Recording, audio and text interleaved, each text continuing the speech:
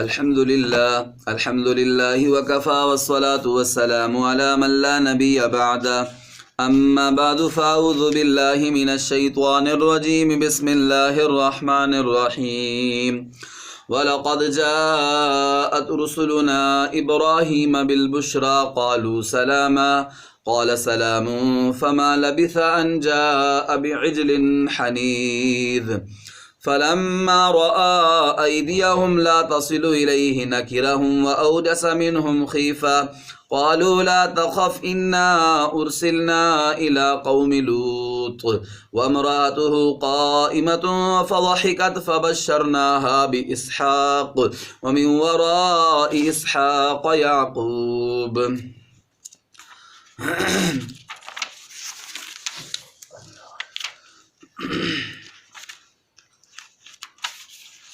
قالوا أتعجبين من أمر الله رحمة الله وبركاته عليكم أهل البيت إنه حميد مجيد.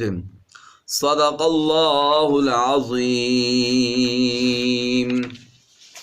إن الله وملائكته يصلون على النبي يا أيها الذين آمنوا صلوا عليه وسلموا تسليما.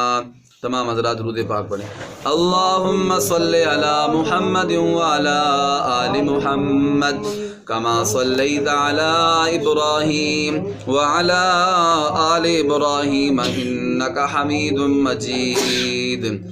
اللہم بارک علی محمد وعلی آل محمد کما بارکت علی ابراہیم وعلی آل ابراہیم انک حمید مجید. میرے محترم معزز سامعین و ناظرین اکرام، آج کے اس درس قرآن میں نے آپ کے سامنے سورہ ہود کی آیت نمبر 69 سے لے کر آیت نمبر 73 تک آیات تلاوت کرنے کی سعادت حاصل کی ہے.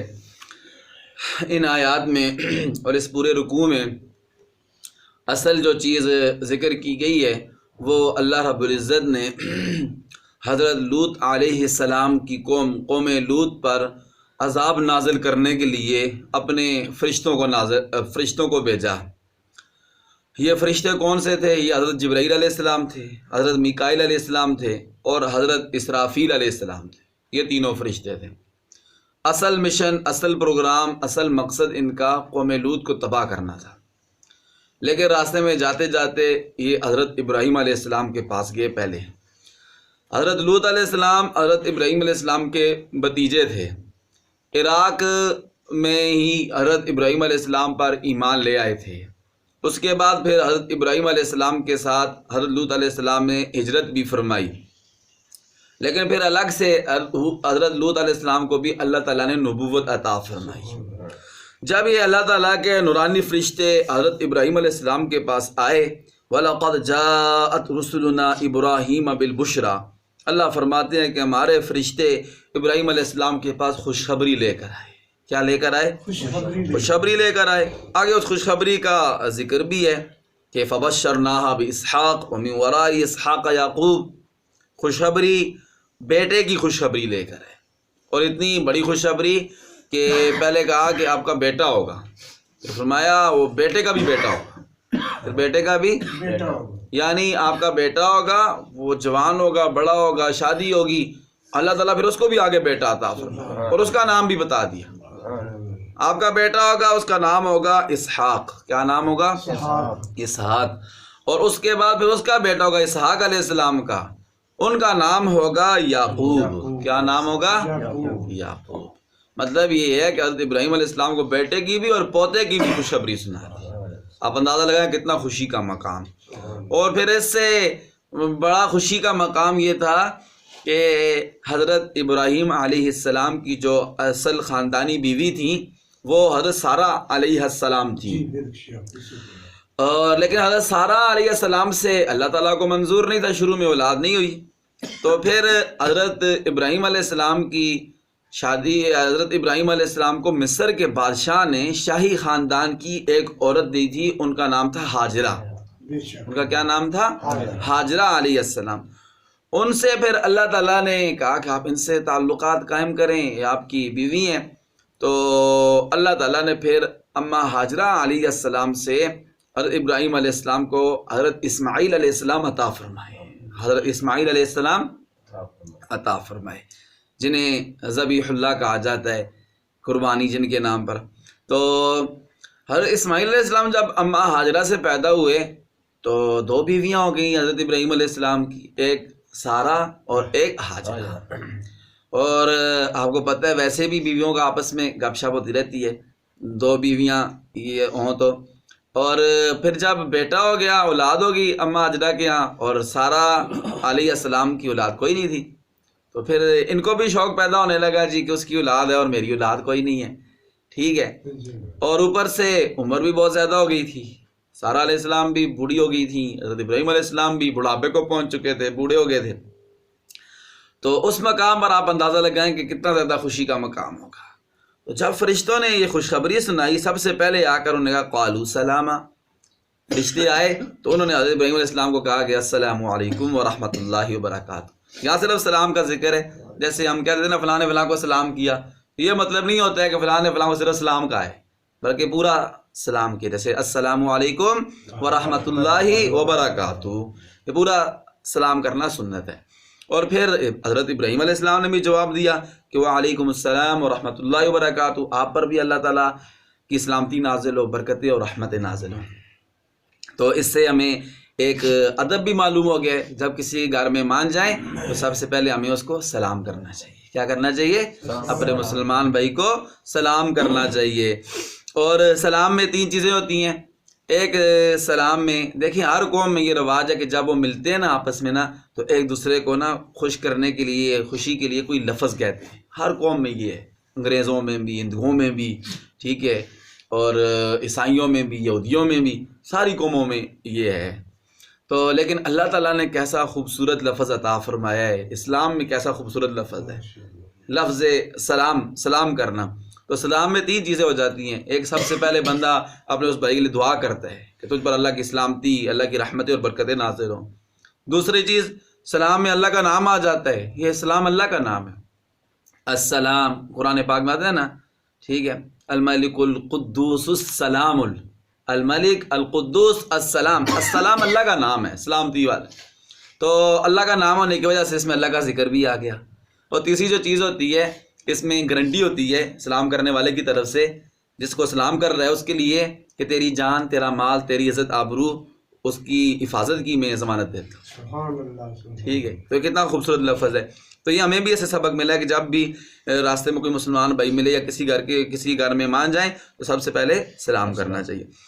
جب سلام دعا ہو گئی تو فما لبث ان جاء بعجل حنیذ، ابھی حضرت ابراہیم علیہ السلام نے ان سے تعارف نہیں پوچھا تھا کہ آپ کون ہو، کدھر سے آئے ہو، کس لیے آئے ہو، تعارف نہیں حاصل کیا تھا، فوراً گئے، گھر والی کو پوچھا گھر میں کیا ہے، اور یہ پالتے تھے بیل، گائے، یہ مویشی جو ہوتے ہیں ابراہیم علیہ السلام کے گھر میں تھے۔ تو گھر والی نے کہا جی ایک گائے کا بچڑا ہے، گائے کا بچہ، اسے بچڑا کہتے ہیں، وہ ہے۔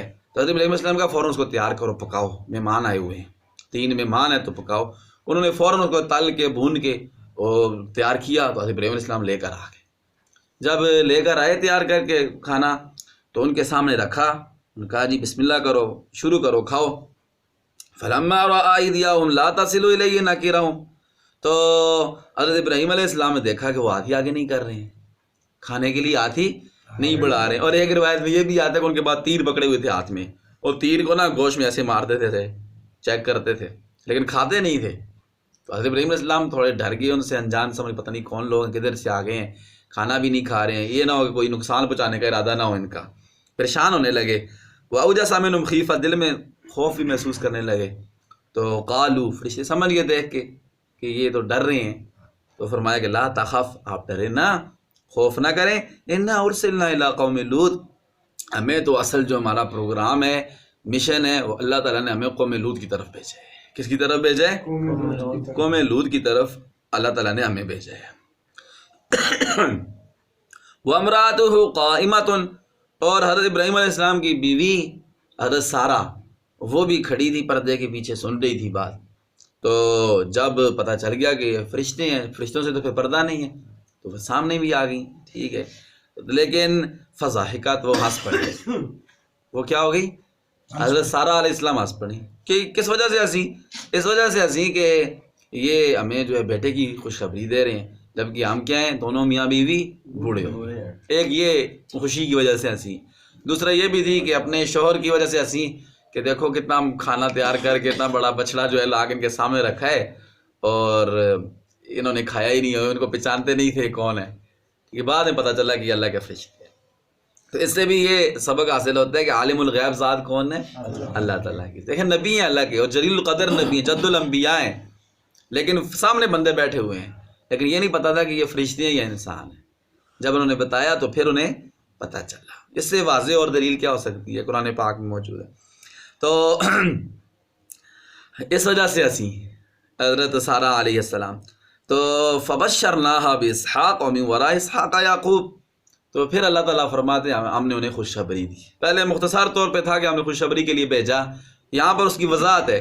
خوشخبری یہ دی کہ آپ کا بیٹا پیدا ہوگا اور اس کا نام اسحاق ہوگا، پھر وہ آپ کا بیٹا بڑا ہوگا، جوان ہوگا، شادی ہوگی تو اس کا بھی بیٹا پیدا ہوگا اور اس کا نام کیا ہوگا؟ یعقوب ہوگا۔ کیا نام ہوگا؟ یعقوب۔ بیٹے کی بھی خوشخبری، ساتھ پوتے کی بھی خوشخبری۔ اور حضرت اسماعیل علیہ السلام حضرت اسحاق علیہ السلام سے بڑے تھے، وہ پہلے مطلب ان کی پیدائش ہوئی تھی، بعد میں حضرت اسحاق علیہ السلام پیدا ہوئے۔ جب یہ خوشخبری دے دی، خوشخبری دینے کے بعد پھر ایسے ہوا کہ قالت یا ویلتا االد وانا عجوز، تو وہ حضرت ابراہیم علیہ السلام کی بیوی حضرت سارہ کہنے لگی کہ کیا میری اولاد ہوگی؟ اپنی طرف اشارہ کر کے کہہ رہے میری اولاد ہوگی، حالانکہ وانا عجوز، میں تو بوڑھی ہوں۔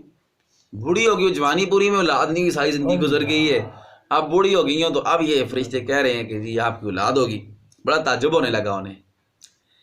وہذا بالی شیخ، اور ساتھ یہ بھی کہنے لگی کہ میرے شوہر ہیں حضرت ابراہیم علیہ السلام، یہ بھی بوڑھے ہو گئے ہیں، ٹھیک ہے، یہ بزرگ ہو گئے ہیں، بوڑھے ہو گئے ہیں، تو اب ہماری اولاد ہوگی۔ ان ھذا لشیء عجیب، یہ تو بڑی عجیب بات ہے۔ تعجب ہونے لگا تو فرشتے فوراً بولے اتعجبین من امر اللہ، کیا آپ اللہ تعالیٰ کے امر سے جو ہے وہ تعجب کرتی ہیں، اللہ کے حکم سے؟ یہ تو اللہ کے فیصلے ہیں۔ کس کے فیصلے ہیں؟ اللہ کے فیصلے ہیں، جبکہ آپ کیا ہیں؟ نبی کی گھر والی ہیں، اہل بیت ہیں۔ اصل اہل بیت نبی کی گھر والیاں ہوتی ہیں، پھر ان کی بیٹیاں، ان کے بیٹے، وہ بھی اہل بیت میں شامل ہوتے ہیں، لیکن اصل جیسے لفظی بولا جاتا ہے نا کہ آپ گھر والے گھر ہیں یا نہیں ہیں، ٹھیک ہے، تو اس کا مطلب گھر والے سے مراد گھر والی مراد ہوتا ہے، بیوی مراد ہوتی ہے۔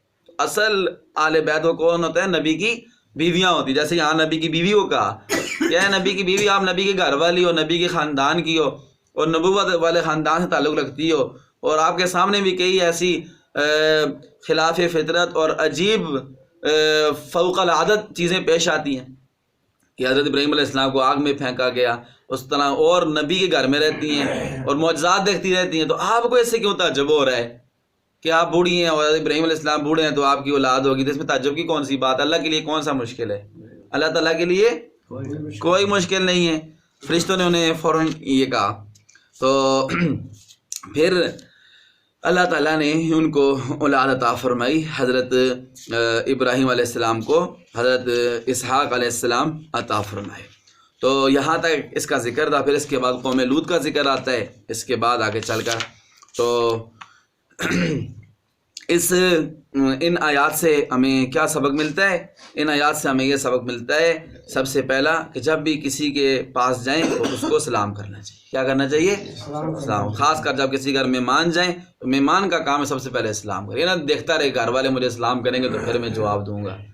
جیسے فرشتوں نے پہلے سلام کیا، فرشتے مہمان بن کے آئے تھے نا، تو پہلے انہوں نے سلام کیا، پھر حضرت ابراہیم علیہ السلام نے جواب دیا۔ دوسرا ہمیں یہ اس سے سبق حاصل ہوتا ہے کہ جب بھی کوئی مہمان آئے تو میزبان کو یہ چاہیے کہ فوراً گھر میں جو کچھ پڑا ہوا ہے سب سے پہلے جو گھر میں موجود ہے چیز وہ لا کے ان کے آگے رکھے، پانی ہے، شربت ہے، چائے ہے، کچھ ویسے خشک میوہ ہے، فروٹ وغیرہ ہے، وہ فوراً لا کے ان کے آگے پہلے مہمانوں کے آگے رکھے، پہلے وہ ان کو کھلائے، پھر اس کے بعد اگر اس کو وسعت ہے، طاقت ہے تو کھانا اچھا تیار کر لے۔ لیکن کھانا تیار کرنے میں بھی زیادہ تکلف میں نہ پڑے، بہت زیادہ مطلب تکلف میں نہ پڑے کہ بہت زیادہ کھانا تیار کریے، بہت مہنگا کھانا تیار کریے، بلکہ جو توفیق کے مطابق تیار ہو سکتے ہیں۔ جیسے دیکھیں کہ گھر میں جانور تھے، ٹھیک ہے، مویشی تھے، تو فوراً وہ گھر والا ہی جو جانور تھا وہی ذبح کر کے پکا کے ان کے سامنے رکھ دیا۔ تو یہ پوچھنا بھی، مہمان سے زیادہ پوچھنا بھی نہیں چاہیے، فوراً پہلے تھوڑا بہت رکھ لیں، اس کے بعد پھر ان سے پوچھیں جی مطلب جو بھی کھانے وغیرہ کا کرنا ہے۔ دو سبق حاصل ہو گئے سے. تیسرا یہ ملتا ہے فلما رأى أيديهم لا تصل إليه نكرهم وأوجس منهم خيفة قالوا لا تخف إنا أرسلنا إلى قوم لوط. اور تیسرا ہمیں یہ ملتا ہے کہ سبق کہ اللہ تعالیٰ کی ذات قدرت والی ذات ہے. اللہ تعالیٰ جو چاہیں کر سکتے ہیں. اللہ چاہیں تو بڑھاپے میں بھی اولاد دے سکتے ہیں جیسے اللہ تعالیٰ نے حضرت ابراہیم علیہ السلام کو عطا فرمائی. اب ان آیات کا ترجمہ سماعت فرمائیں. اعوذ باللہ من الشیطان الرجیم. میں اللہ تعالیٰ کی پناہ میں آتا ہوں شیطان مردود کے شر سے.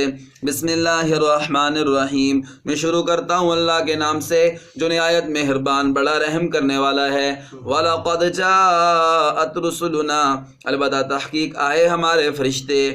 رسول کو بھی کہتے ہیں, رسول فرشتے کو بھی کہتے ہیں. رسول اصل کا مطلب اس کا ہوتا ہے پیغام لانے والے. کیا کرنے والے؟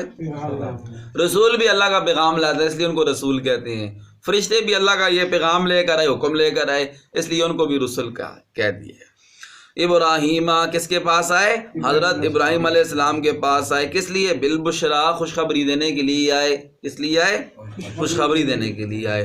قالو تو انہوں نے کہا سلامن آپ پر سلام ہو, اللہ کی سلامتی نازل ہو. قالا سلامن حضرت ابراہیم علیہ السلام نے بھی انہیں سلام کیا. فما لبث ان جاء بعجل حنیذ. تھوڑی ہی دیر گزری تھی کہ حضرت ابراہیم علیہ السلام بنا ہوا ایک بچڑا لے آئے. فلما رأى أيديهم. جب حضرت ابراہیم علیہ السلام نے دیکھا کہ ان کے ہاتھ لا تصل الیہ نکرہم. لا تصل الیہ اس کھانے کی طرف آگے نہیں بڑھ رہے, کھانا لینے کے لیے آگے ہاتھ نہیں بڑھا رہے ہیں وہ.